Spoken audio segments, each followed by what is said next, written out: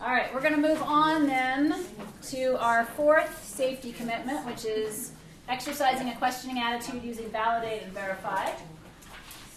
So what are we committing to do here? We want to use good judgment at all times to ensure our actions are the best.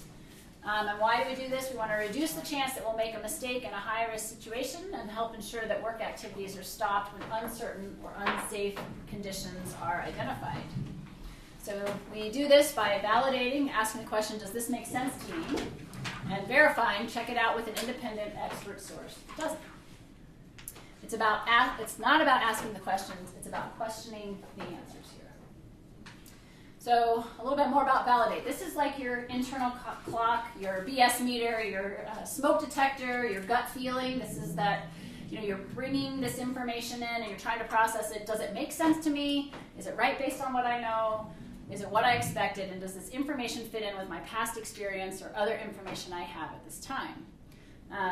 So it's really listening, it's that gut feeling. We get that sometimes. Something doesn't seem right, and if that happens, then we need to check it out. We need to verify. When should we verify? When that detector goes off. We also should verify in high-risk situations and when there's a change in the plan of action or a change in the patient condition. It's okay not to know, but it's not okay not to find out. So again, when you kind of have that sense that something's not right, you need to stop. Be a good time if you're in a situation to say, stop the line, something's not right, and then think about, trying to verify, check it out with an expert. We all tend to do these things, but the difference is now purposely doing them. Ellen and I always called it listening to voices, or hearing voices, and listening, Just hearing voices is what we called it. And so we would say we were hearing voices when we had something about a patient just didn't seem right, and then we would encourage each other to hear voices and listen to them.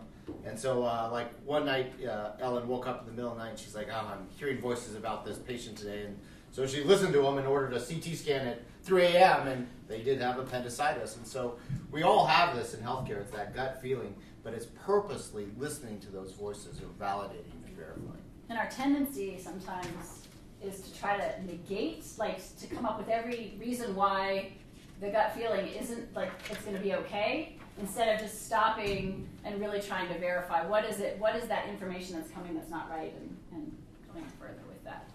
So here's a couple of examples of validate and verify. An anesthesiologist asks about bleeding when there's a sudden change in the patient's vital signs. A registrar questions a vendor who walks into the building without proper identification.